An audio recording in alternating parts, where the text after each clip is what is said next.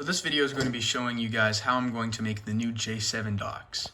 Now I've made this thing in Onshape here. I've CAD'd this thing up, shelled the inside of it, just kind of going through my process, mirrored that whole thing. Then I started putting in the tops, the light on the top. They have a little screw right there that these have to sit on. All right, this should be satisfactory, I think. These two holes and then these two in the corners are for the screws. So when it's done, it'll look something a little like this. So yeah, hopefully it works. I'll get to printing it and I'll show you guys the progress.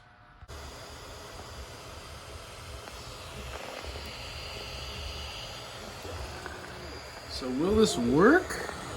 No idea. Okay guys, so I wanted to show you the progress on the dock.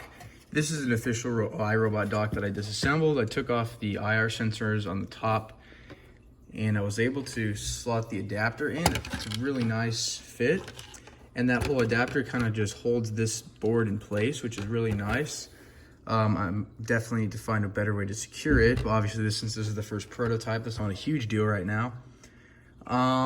The only other thing I need to do is you can see that little light inside, or the dot inside, and there's gonna be a white LED that I have to solder on, wire up, and put it through there.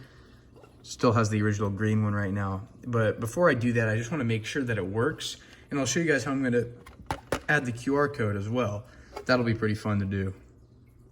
So, in order to put it back together, just take the bottom here. I melted this little holes a little bit. As you can see, they're a little bit melted so that the screws can be flush. So let me put the screws in. Screws are on. Here's the dock. It is now ready to be plugged in and tested on a Roomba. Yep, just going to show you guys how I'm going to make this QR code. So I'm trying to measure out how exactly. I'm trying to print these on the label maker so that they're sticky and I can just kind of paste it on. And I'm pretty sure this is the right size. So what I can do here, so wait for this to print. And then, okay, we're not gonna use the second one. It should be good. So I'm gonna go ahead and cut this out with my scissors. I've settled on this. So I'm gonna go ahead and peel it from the back here. It goes on, I believe, like this. I should double check that though. And I've peeled it off. It goes on like that. So it's kind of hard to do with one hand here, so.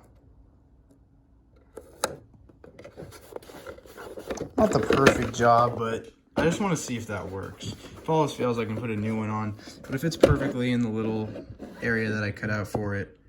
So now what we're going to do is we're going to see if one, if J7 can charge on this, and two, if it can like locate this to begin with. So let's go ahead and test that out.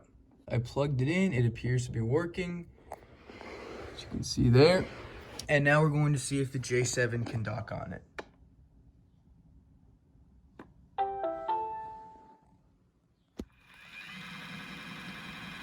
This is actually the same J7 that I fixed in the restoration tutorial for part 3 of this restoration series.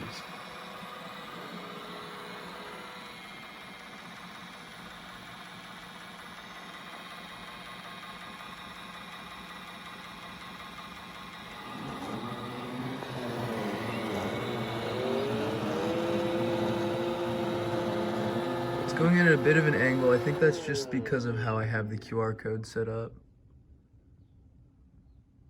I think it's because it looks slightly angled, but that's my bad.